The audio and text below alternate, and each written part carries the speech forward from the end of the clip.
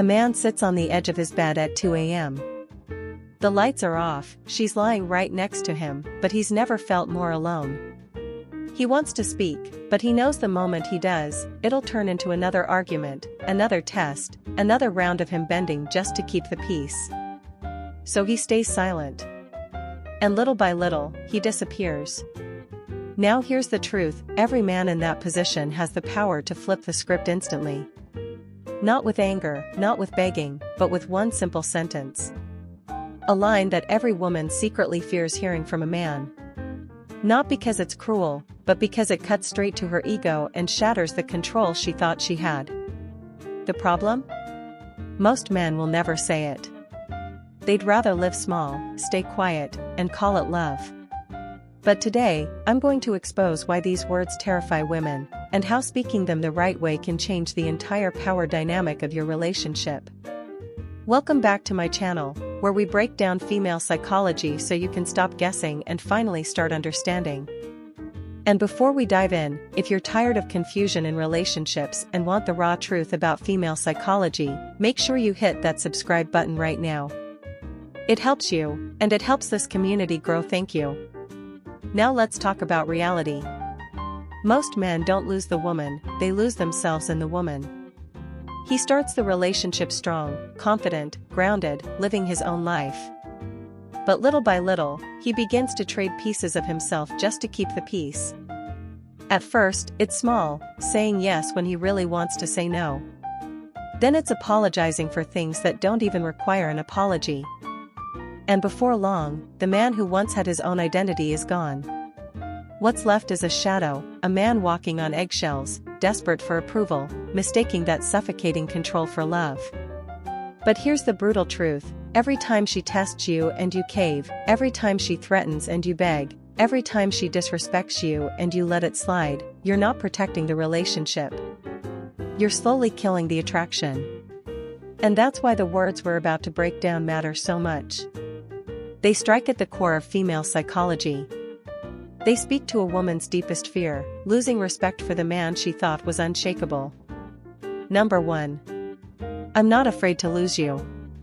A woman is upset, throwing out lines like, maybe we shouldn't be together, maybe you'd be happier with someone else.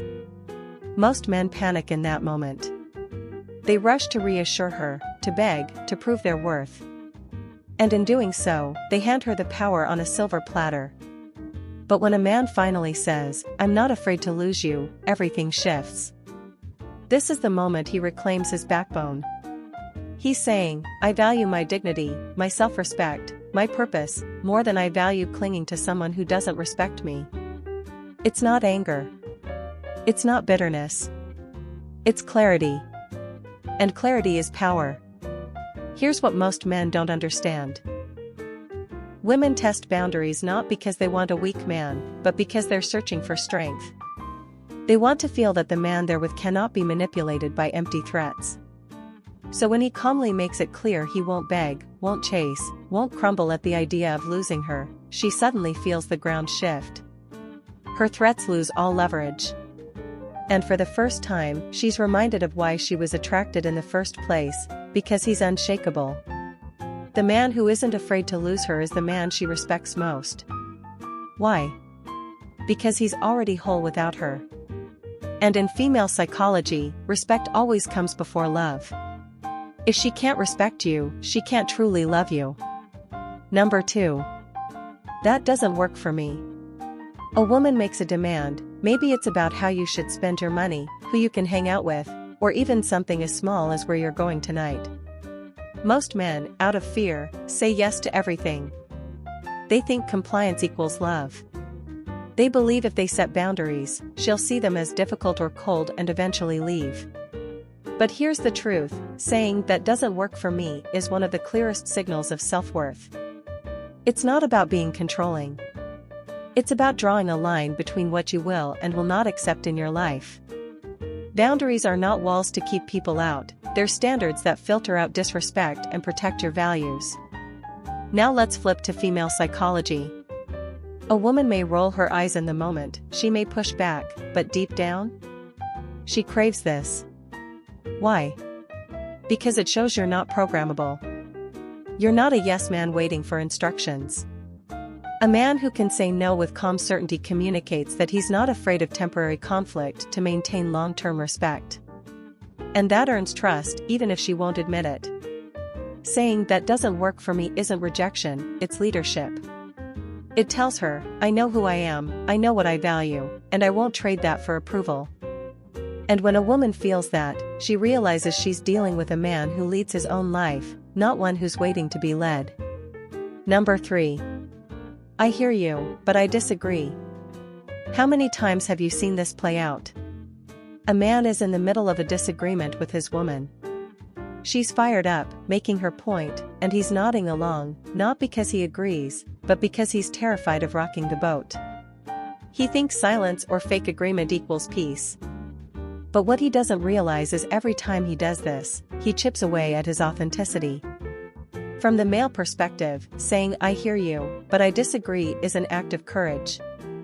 It's not combative, it's not disrespectful, it's simply honest. It shows that you're actually listening, but you're also confident enough to stand on your own beliefs, even if they clash with hers. Now, here's where female psychology comes in. Women may argue passionately, but what they deeply respect is composure.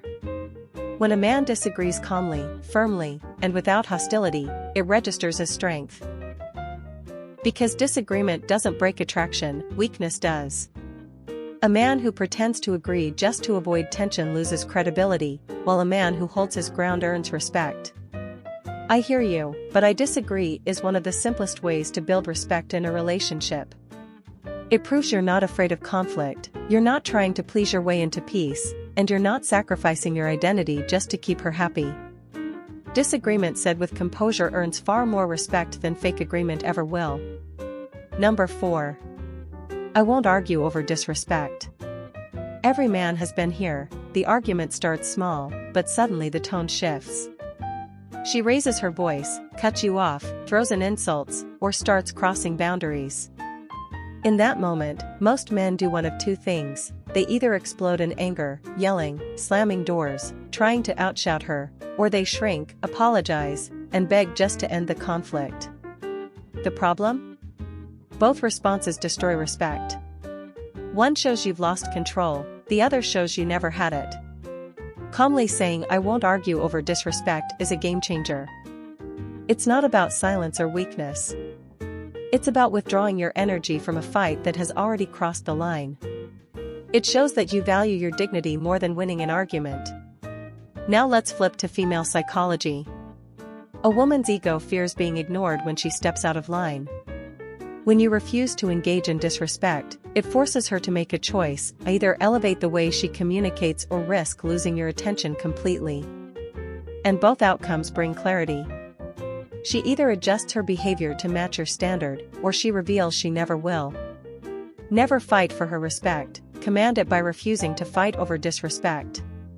A man who refuses to roll in the mud never has to wash it off.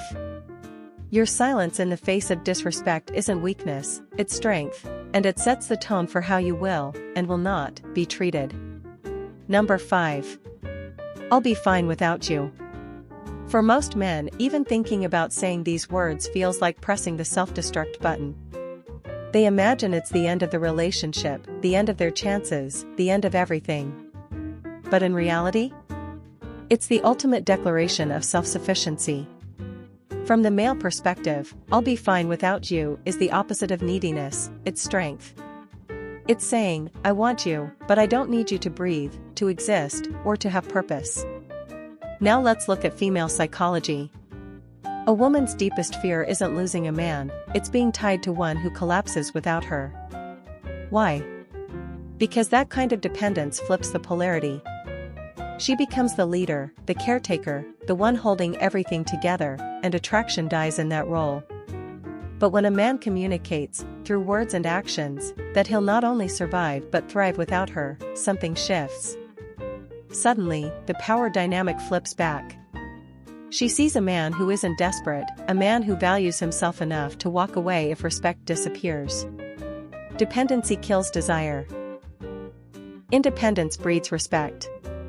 When you embody "I'll be fine without you," you remove her ability to control you through fear. Instead of clinging tighter, she respects deeper, because nothing is more attractive than a man who stands tall on his own 2 feet. Number 6. No. The smallest word, yet the hardest for most men to say in a relationship. From the male perspective, no feels dangerous, like it risks rejection, disapproval, or even abandonment. But here's the reality: a man who cannot say no is a man who has already surrendered control. This is critical.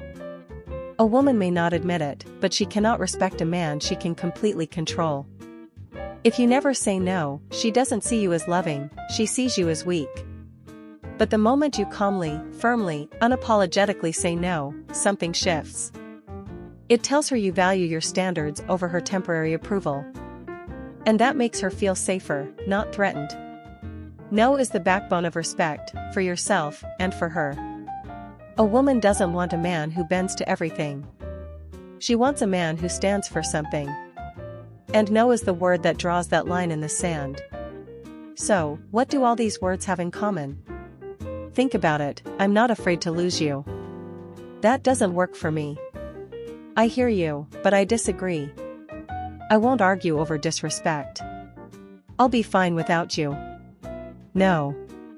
None of them are cruel. None of them are manipulative. None of them are games. They terrify women not because they're harsh, but because they shatter the illusion of control. Here's the truth: every woman fears being with a man she cannot respect. Respect is the oxygen of attraction. Without it, love suffocates.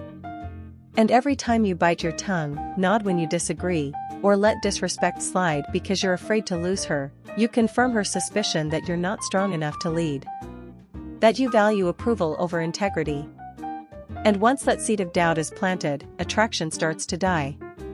But here's the flip side: women don't stop loving men because they're too strong. They stop loving men because they became too weak. A man who knows his worth, sets his boundaries, and isn't afraid of walking away, that man doesn't just keep her attraction, he keeps her respect. And respect is the foundation. With it, love grows. Without it, love is already dead, even if you're still together. The insight is simple but life-changing: you don't win a woman's heart by bending. You win it by standing tall. These words aren't about pushing her away, they're about holding on to yourself. And when you hold on to yourself, you give her something real to hold on to, too. So now you know, the words women fear most aren't insults, they aren't shouting, and they aren't threats. The words that shake a woman to her core are the calm, unshakable truths spoken by a man who values himself more than her approval. That's the kind of strength she can't manipulate, can't ignore, and, ironically, can't help but respect. Here's my question for you. Which of these words do you think is hardest for men to say: I'm not afraid to lose you, or the simple word no? Drop your thoughts in the comments. I read every single one, and I want to hear your perspective. If this video gave you a wake-up call, do me a favor, hit that like button, subscribe to the channel, and turn on notifications so you never miss a breakdown like this. And stay tuned, because in the next video we're going to expose the raw psychology behind why women test men in the first place, and why most guys fail those tests without even realizing it. Trust me, you don't want to miss that one.